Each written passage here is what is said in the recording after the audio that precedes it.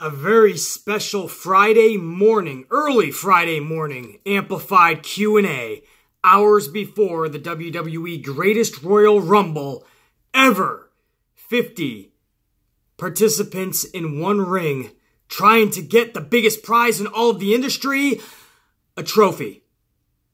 So not too much on the line, we understand that, guys, but it should be fun as fuck. A lot of awesome participants, surprises.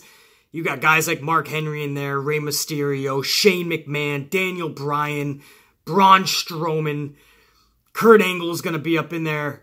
Just a fucking shitload of awesome talent. People we haven't seen in a long time. And obviously 7 championship matches, 2 huge exhibition matches. This is a WrestleMania-esque pay-per-view. Whether you think it's predictable or not, should be pretty damn entertaining. Remains to be seen. That's why they actually have to put on the matches. But we're pumped up for it, man. A few hours away. How often do you have a Friday afternoon pay-per-view special? Because that's what this is. Pretty badass. Special event. We still call them pay-per-views, right? WWE Network. If you don't have the network by now, I don't know what you're fucking waiting for. I mean, the thing, they advertise it, it's for free. Literally, for free. Even if you just take the first month, 2 months, 3 months, whatever it is, you get the motherfucker for free. No reason anybody should be missing this event. You have school? No, you don't. You have work? No, you don't. You have ample time to get out of school today. You've had ample time to get out of work today. That's the best part about being my own boss. I made sure weeks ago that I worked my schedule around this. Now, yes, I still have a lot of business that I have to do while the Greatest Royal Rumble is going on, but the Greatest Royal Rumble will have my full attention span. I assure you of that. The business will be worked around that. So, yeah, man. Celebration is on, man. It is National National Royal Rumble Day. Hopefully you guys enjoy it. And I know WWE, this means a lot to them because this is the beginning of a 10-year deal they have with Saudi Arabia. So, it should be pretty big. I want to get into some questions, guys. This is going to be condensed, about a half an hour video because I did already put up my amplified booking video. I booked the Greatest Royal Rumble, the first match all the way to the main event. How would I book it if I was head of creative, head of booking, in charge? Check that video out, guys. It's called Amplified Booking for the Greatest Royal Rumble. And at the end of this video, I'll make it easy for you. The end of this video, all you got to do is click the box to my left. Would that be your right? Well, my left, your right, probably, right? Click that box. It's going to be the video, the Greatest Royal Rumble Amplified Booking. So after this video, you just click on that, and you got the full Amplified Booking. And it's a fun one. I booked a solid, fun show that I honestly believe is going to beat Vince McMahon's product today. I hope I'm wrong. I hope WWE and Vince McMahon blow me out of the water. But something tells me the Amplified Man is going to collect another W. Click that video at the end of this video, guys. It'll be on my left, your right. But for this video, man, I want to get into Amplified Q&A. And this is my chance where I get to interact with you guys, answer some of your questions. So let's get right into it. I want to start with the first question from Berleezy's Scared Face. There's a name. I like that.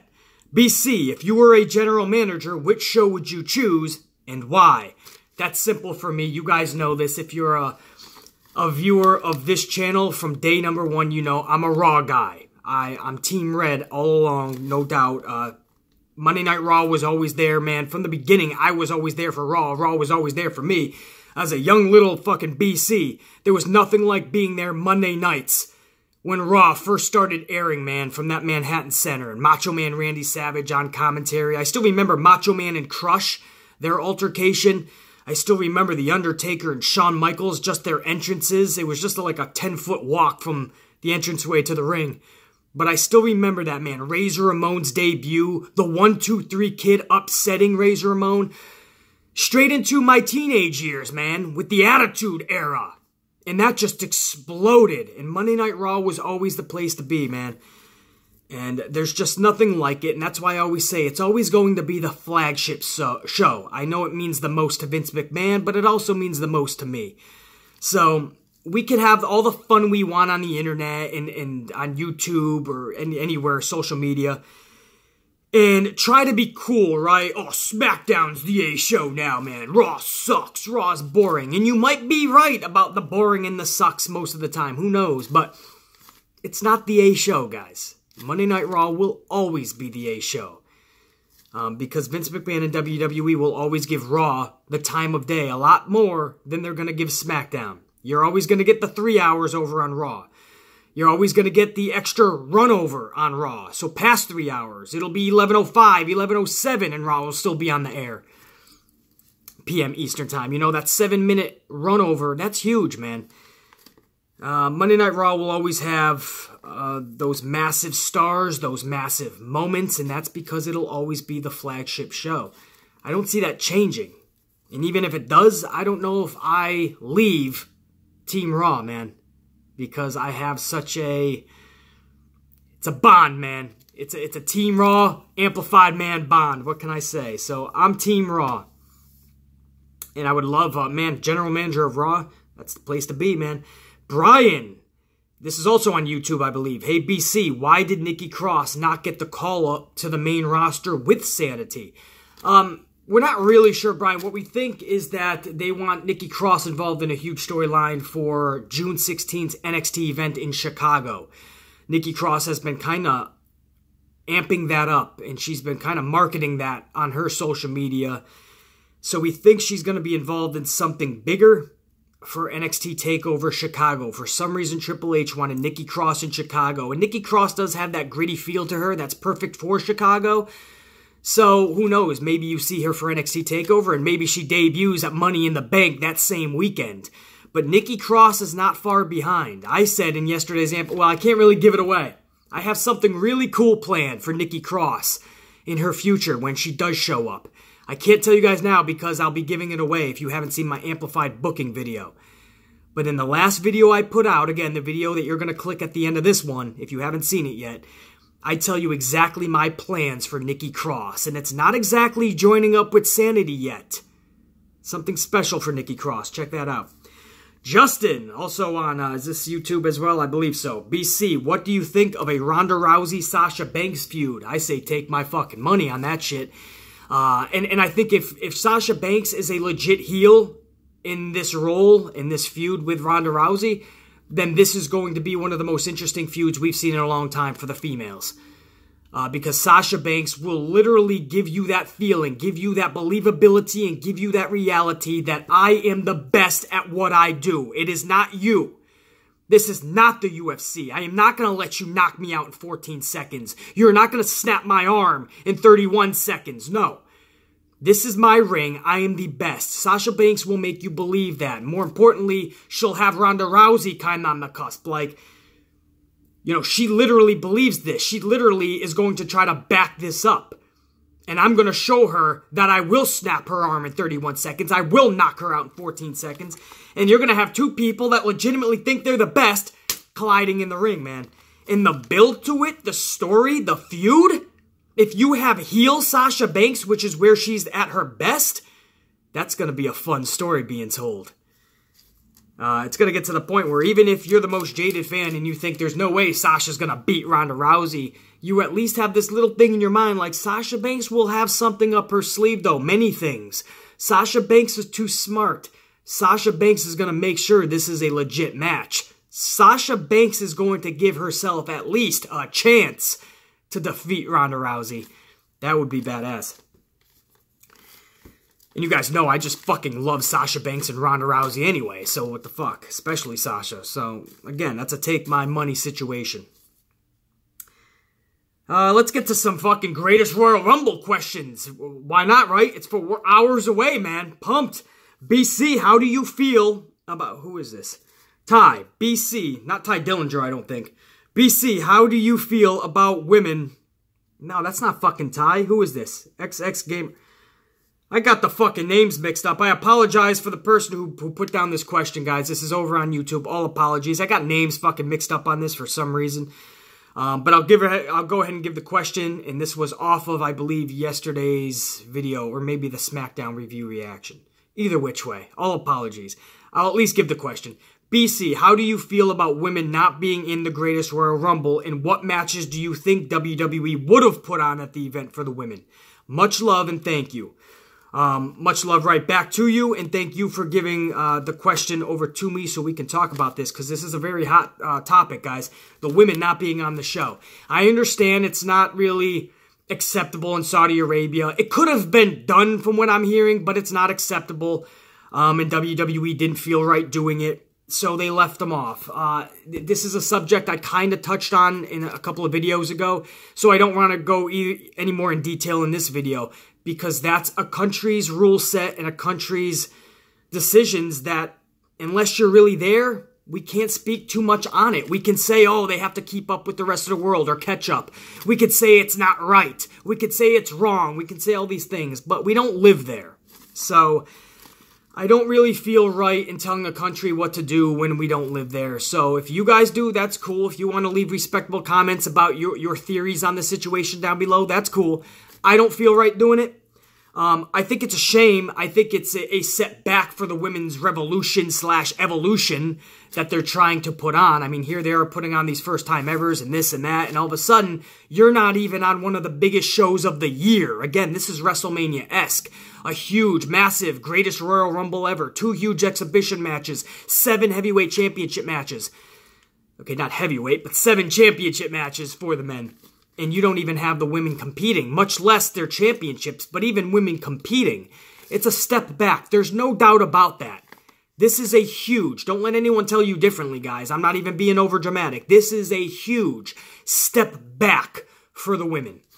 The matches I would have had, if I was creative and putting some women on there, I wouldn't go over the top. I would just have, they would have to be championship matches, because you have all 7 of the men's championships. Even the Cruiserweight Championship is on the line. So you have to put the championships on the line. It doesn't have to be something that's massive over the top, or that you've been building towards, or that's going to steal the show. For the Raw side, I would have Nia Jax defending the championship against Mickie James.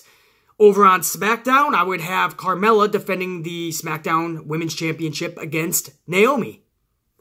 2 simplistic matches that'll actually be entertaining. Right? And you can have them in fucking both matches, 5 to 10 midgets. 5 to 10 midgets? What the fuck? 5 to 10 minutes. And you'd be fine, man. You know, it doesn't have to be over the top. If Saudi Arabia isn't too comfortable, WWE isn't too comfortable, then you have them both go out there for 5 minutes apiece. But they should at least be allowed to go out there, man. But I don't want to speak too much about it. Not my country. But Triple H did comment, and he said that this is the first step, and he expects change to happen eventually. He said it doesn't happen, right away. This is what his last interview, actually, he spoke about it. He said it's not going to happen right away. He would have loved to have the women on the card, but this is a process, and change is going to take some time. But he is very confident that in the near future, the women will be on the next cards. So that's a bold statement. We'll see if that reigns true. Michelle, who do I want winning the Rumble? Well, I told you guys who I would book to win the Rumble, so I'm not gonna say that on this video, because again, if you did not see my amplified booking video, then I'm not gonna spoil that. I booked exactly who I would book winning that Rumble. As far as who would I want to win the Royal Rumble? Well, shit, I want Stone Cold Steve Austin to win the Rumble. Obviously, he's not in it, guys, so I would go with The Rock. Obviously, he's not in it, so I would go Shawn Michaels. Obviously, he's not in it. I'm guessing you mean who's in the Rumble, right? It's Daniel Bryan. I would pick Daniel Bryan. But if it's who I want, and it was anybody, past, present, future, that would be Stone Cold, The Rock, Shawn Michaels. It would be so cool to see them as a surprise entrant and win this whole fucking thing. But neither one of them are going all the way halfway around the world to Saudi Arabia for this event. So I would go Daniel Bryan. I don't see any other way that this event doesn't go off the air with Daniel Bryan, Yesin, and Saudi Arabia. Maybe they're all into it, Yesin, and the crowd. No matter what happens in the event, the Greatest Royal Rumble goes off on a high note. For the people in attendance and for everyone at home.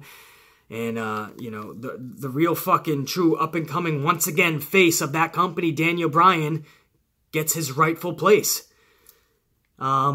That's how I see it happening. Now, who would I book to win it? If I was booking, again, you got to click that video to my left, your right after this video, man, and see who I booked to win this motherfucker.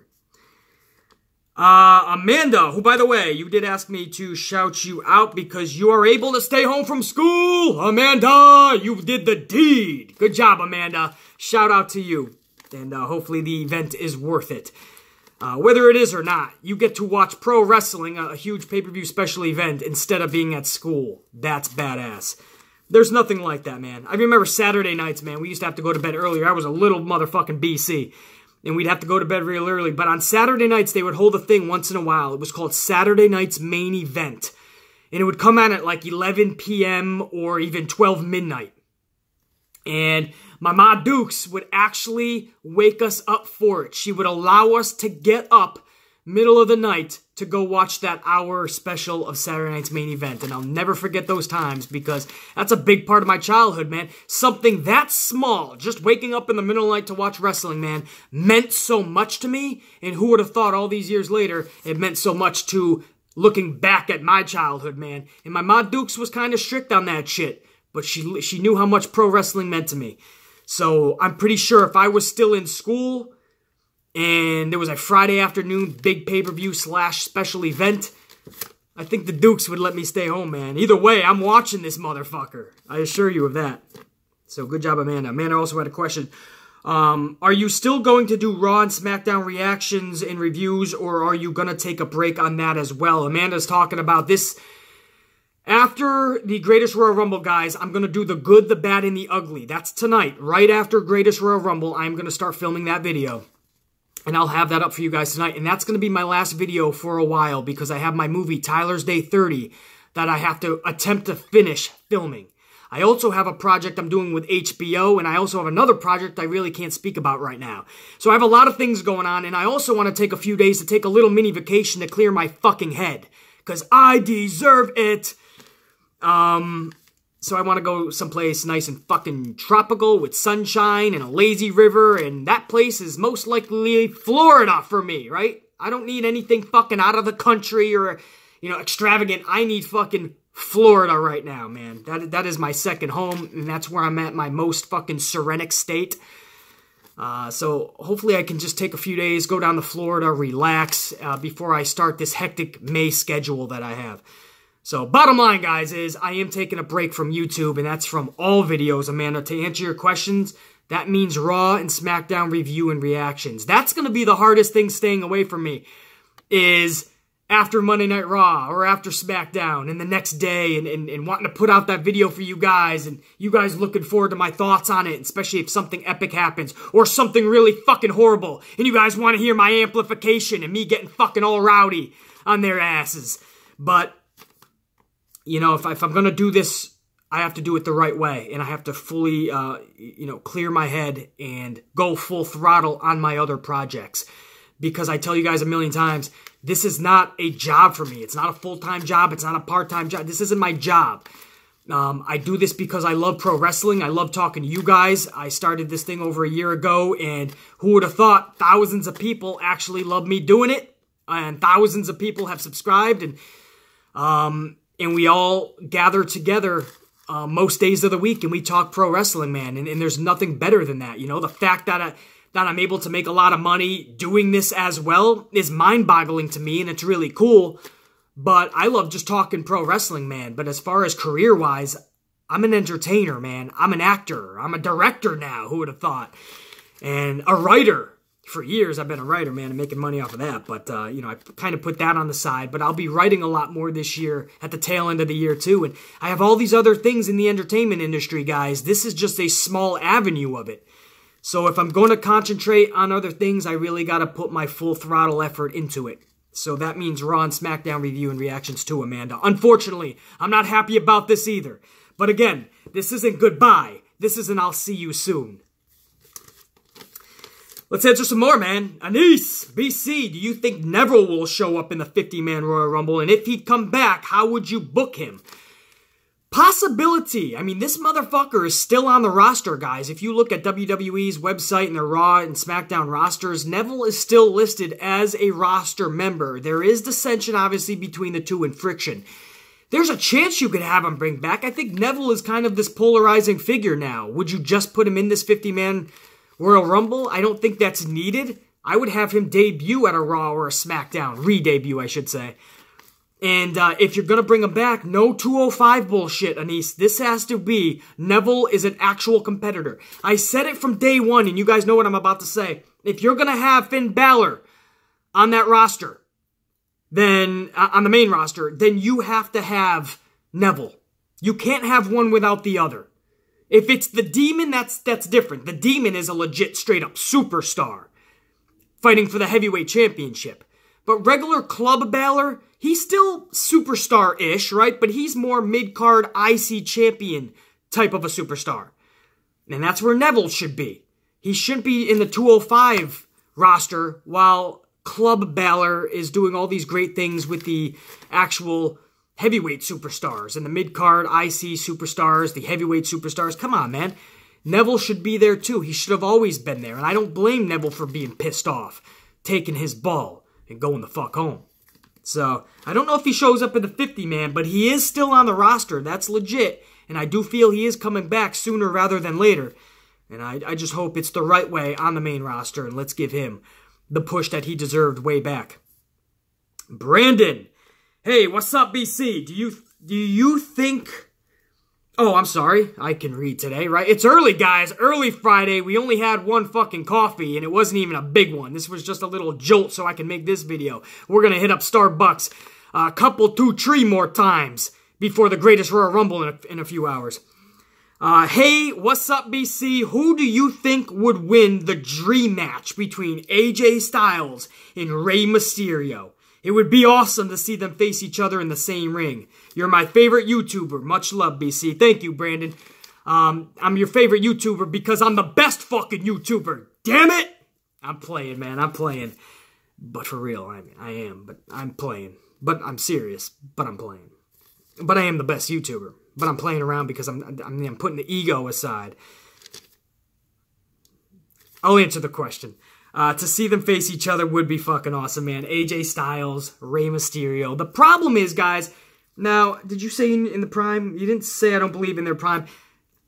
I would rephrase this to say in their prime, right? AJ Styles still pretty much, you could say, is in his prime. When he's not injured and he's 100%, AJ Styles is just getting better and better. Rey Mysterio, unfortunately, guys, he's lost a step or two, just like Benjamin, but Rey Mysterio was even more high-flying, high-octane. So when Rey Mysterio loses a step or two, you really see it more vividly. Rey Mysterio has lost a step or two, and that's because of several injuries.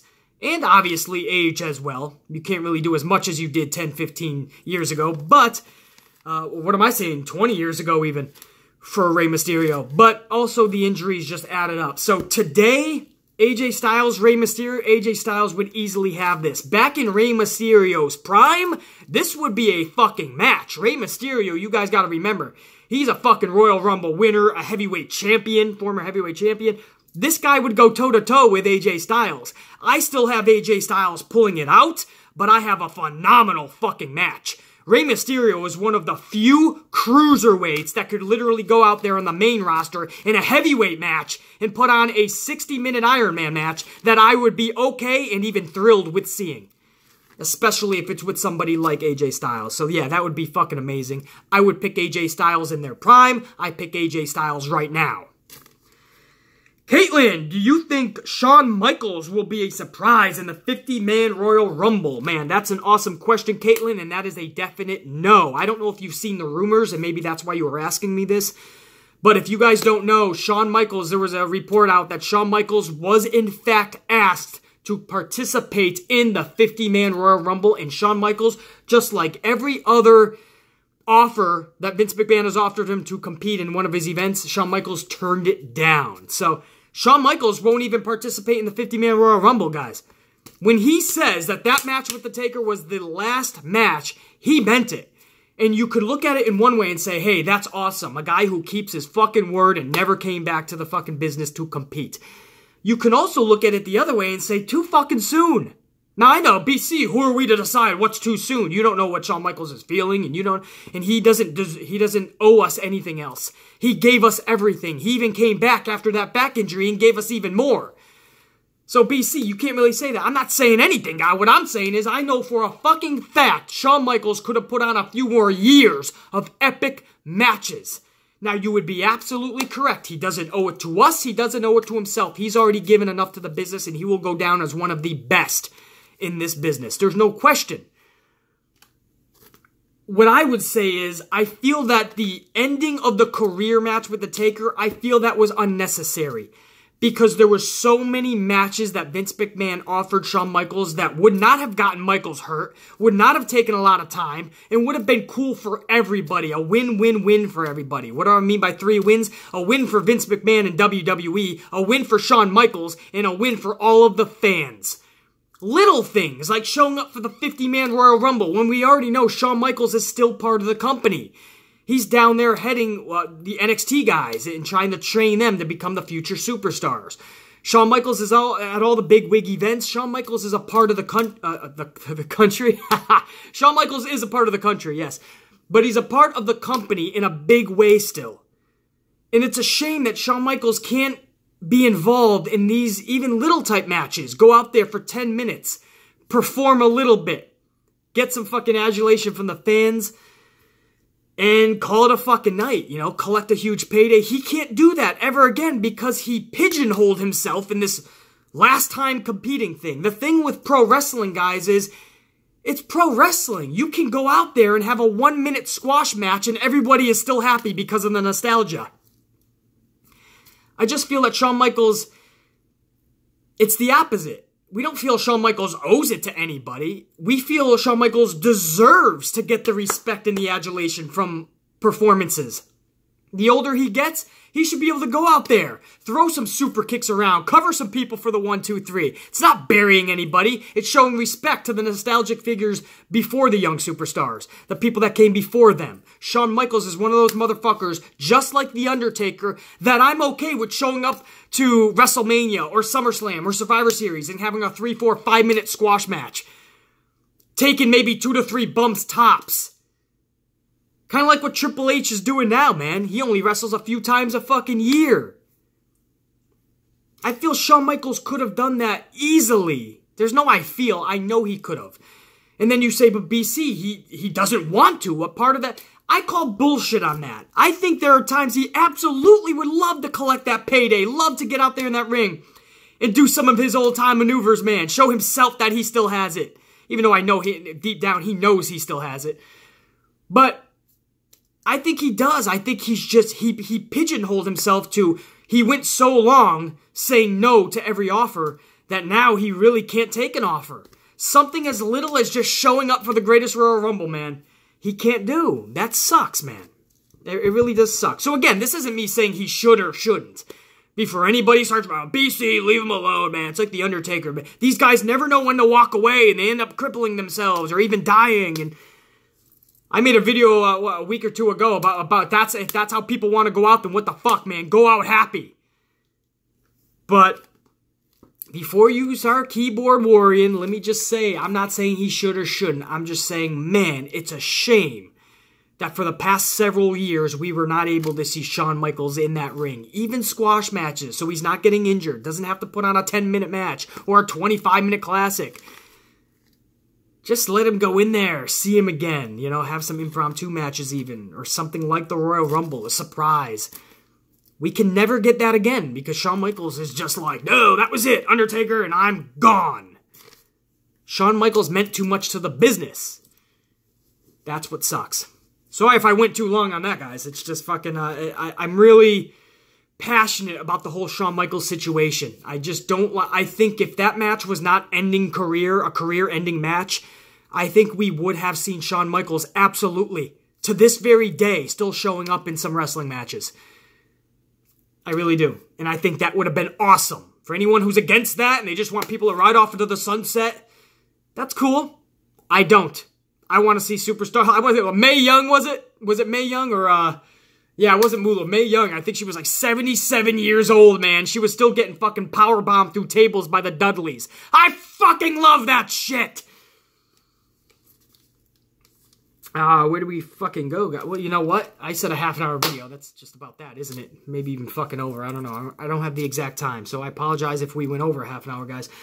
And I apologize because you guys still have to see my amplified booking video. So click that video in the final 20 seconds of this video. It'll be on my left, your right. Just click that motherfucking box. That's my amplified booking. I booked the whole entire Greatest Royal Rumble. Let's see if I win this thing, or let's see if Vince McMahon puts together a better show. But we're a few hours away from the Greatest Royal Rumble, so I'm going to let you guys do your business this morning before we all watch it together in unison.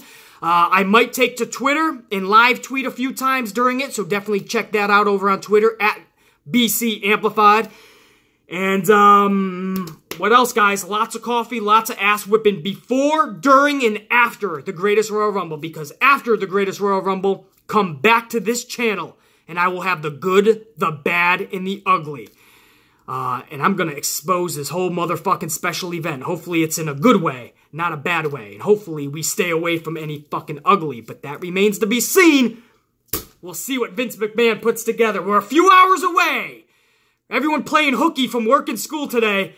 This is our national pro wrestling holiday, man. Let's all enjoy it. Amplified Man's cashing the fuck out. I'll see you guys later today after the Greatest Royal Rumble. B motherfucking C. We're out. Check you.